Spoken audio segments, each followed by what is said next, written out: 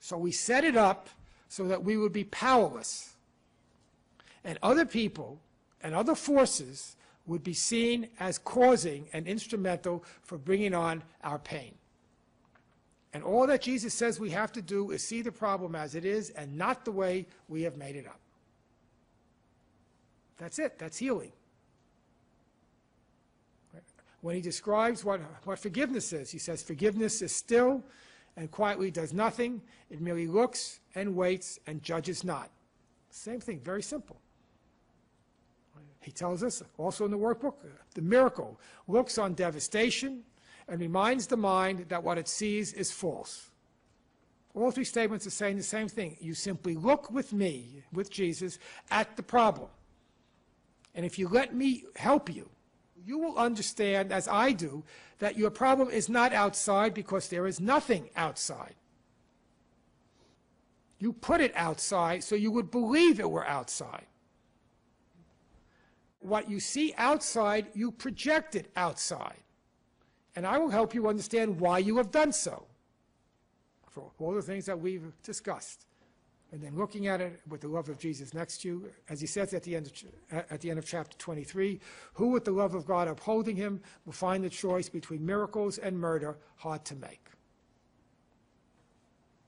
Which means you cannot do it without his love guiding you, or any other symbol. Love of any other symbol that you choose. Doesn't have to be Jesus. But you must look at the choice between miracles and murder. Miracles being the atonement principle in the right-minded box, and murder, of course, being in the wrong-minded box. But you must actually see that's what the choice is, which means you must be able to see that your existence was built upon a coffin in which rested God. And then you try to kill off everybody else and make them into the criminals. So they'll be punished for the coffin on which you stand. And the guilt over that, of course, is enormous. And if you just want to begin to understand the enormity of that, just consider the entire physical universe. Literally rests on the projection of that era of believing we separated from God. It was our guilt that literally drove us insane and out of our minds. So this entire physical universe is simply a bad dream. As near infinite as it appears to be, spanning God knows how many billions of years, as complicated as the cosmos is with all the galaxies and galaxies upon galaxies and galaxies that they don't know about yet, right? And then many of them existing in other time dimensions, on and on, very, very complicated. It's all one dream. It all comes from one source, guilt. So that gives you an understanding of how powerful our belief in guilt is. You look at the problem as it is and not the way you set it up. There's nothing simpler. The principles of the Course are very simple and very basic. The problem is that we don't follow them. Why? Because we don't want to let go of the problem. That's, again, what you must really understand and appreciate about yourself and everybody else. That's why people do such outrageous things. And the most outrageous things are usually done by people who are religious, right? In all parts of the world. And that does not exempt Course in Miracles students. Because they're able to use their religion and their spirituality as a defense against the hatred that's breeding in their own minds. It's the hatred of themselves for what they believe they've done that they can't wait to get rid of and dump on the infidels, the pagans, the heretics, the non-believers, etc., etc., etc.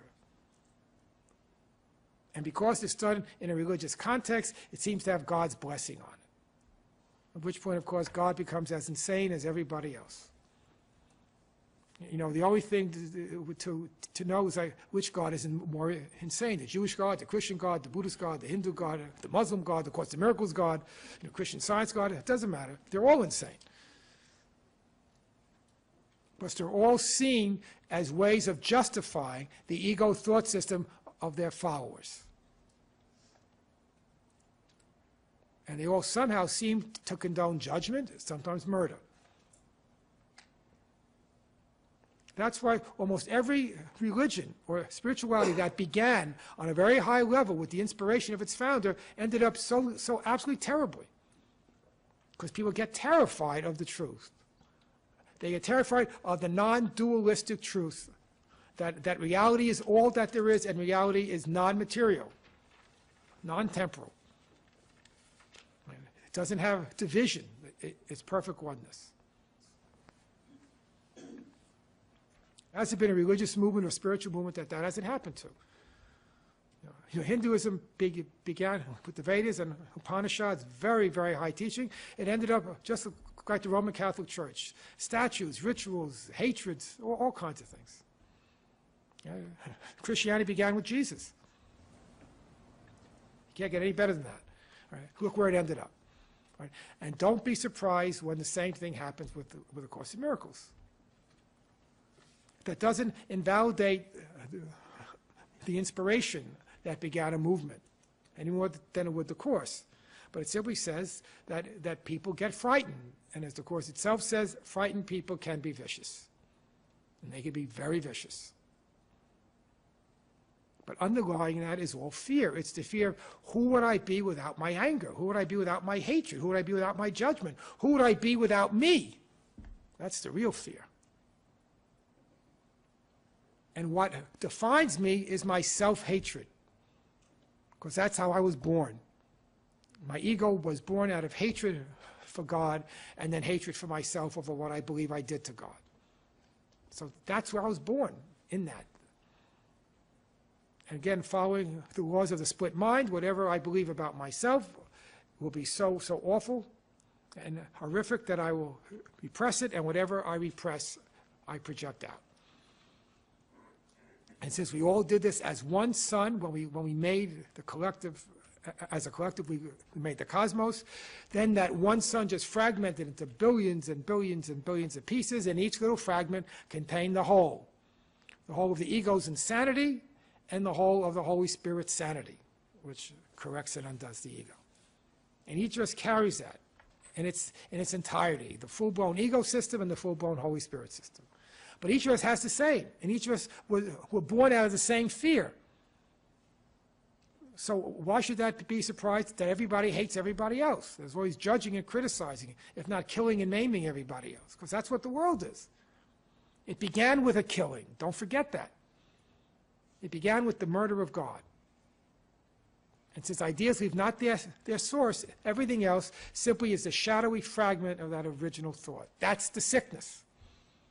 Sickness has nothing to do with the external symptoms. The sickness is the thought that I did this, and not only that I did it, but I'll do it again. In fact, not only would I do it again, I'm doing it again. Each and every moment I take a breath, each and every moment I think I'm here, each and every moment I have to indulge my specialness, I'm killing God again. That's what Jesus means in chapter 16 when he says, if you knew your special relationship were a triumph over God, would you want it? And the awful truth is that even though he tells us it's a triumph over God, we still want it. You know, how many Course in Miracles students have read that line over and over again and still indulge all their specialness? But that's what you want to understand, that everything we do here is a microcosmic shadow of what we believe we all originally did at the beginning. That's the guilt that we're carrying around with us. If you don't understand it, it will stay buried. And if it stays buried, it'll continually surface through projection. Because nobody stops and looks within. That's why this course is such an important and impressive spiritual document. Because more than any other document that I know of, it documents the ego. And it's not a very pretty picture. Most religions and spiritualities either ignore the ego or sugarcoat it or cover it over and say, well, just let it go. You know, give it over to the Holy Spirit. You know, it's really nothing. I choose love and that's it. Well, if it were that easy, this world wouldn't exist. And you wouldn't need a course that spends so much time talking about hate and murder and guilt instead of only love and peace. So you must really appreciate with humility and kindness towards yourself how fearful you are of this course, which means how fearful you are of healing. Not of healing the body, but of healing the mind, because that's the problem.